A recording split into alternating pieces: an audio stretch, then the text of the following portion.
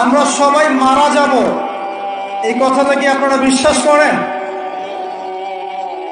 এই কথা যে বিশ্বাস করে যে পৃথিবীতে সে চিরস্থায়ী নয়, চিরদিন থাকতে আসে নাই, সে কি পৃথিবীতে উদ্ধত আচরণ করতে পারে?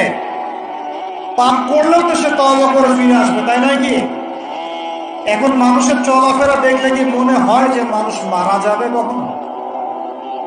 আমাদের সবার সামনের মৌত অপেক্ষা করছে। এই যে আমরা এখানে যারা বসে আছি, আজকে থেকে হয়তো 50 বছর পর কেউ থাকবে, হতে পারে না? হতে পারে না?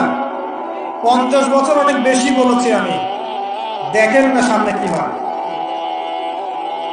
100 বছর পর এখন পৃথিবীতে যারা বেঁচে আছে, এখন 100 বছর পর এর কেউ বেঁচে থাকবে না। প্রত্যেক 100 বছরে জেনারেশন চেঞ্জ হয়ে যায়, জানেন?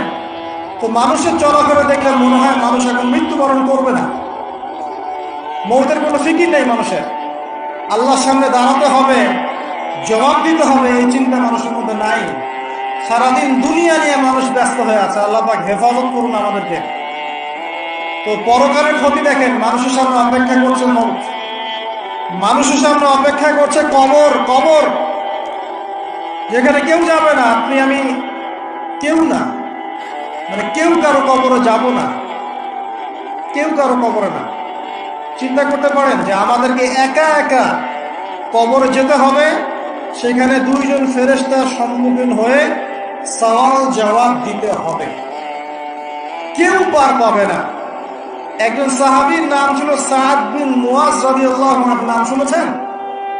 কোন যুদ্ধে শহীদ হয়েছেন কে বলতে পারবেন? 500 টাকা পুরস্কার দিব, বলেন। তুমি আমাকে 500 দিবা, ভুল করেছো, উল্টা তুমি দিবা আমাকে 500। খন্দকের যুদ্ধ, কোন যুদ্ধ? খন্দকের যুদ্ধ। এই যুদ্ধে তিনি শহীদ হয়েছেন। হাতের মধ্যে একটা তীর এসে লেগেছিল, এখান থেকে রক্তটা ছিঁড়ে গিয়েছিল, রক্ত পড়তে পড়তে পড়তে এভাবে তার ইন্তেকাল হয়ে যায়। এবং নবী সাল্লাল্লাহু আলাইহি ওয়াসাল্লামের অত্যন্ত প্রিয় ভাজন সাহাবী ছিলেন সাদ বিন মুয়াজ রাদিয়াল্লাহু আনহু, আনসারী সাহাবী। তিনি যখন মারা গেছেন, শহীদ হয়েছেন, নবী সাল্লাল্লাহু আলাইহি ওয়াসাল্লাম বলছেন আল্লাহ পাকের আরশ কেঁপে উঠেছিল। তার মৃত্যুতে আল্লাহর আরশ কেঁপে উঠেছিল। সুবহানাল্লাহ।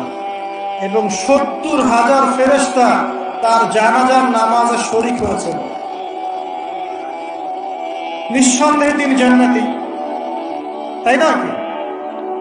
এই সাহাবীর কবরেও কবর তাকে চাপা দিয়েছিল।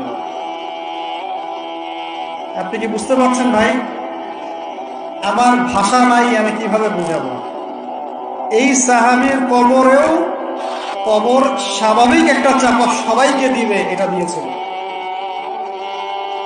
অতএব মানুষের সামনে অপেক্ষা করছে মৌত এবং কবর, তারপর সওয়াল জবাব।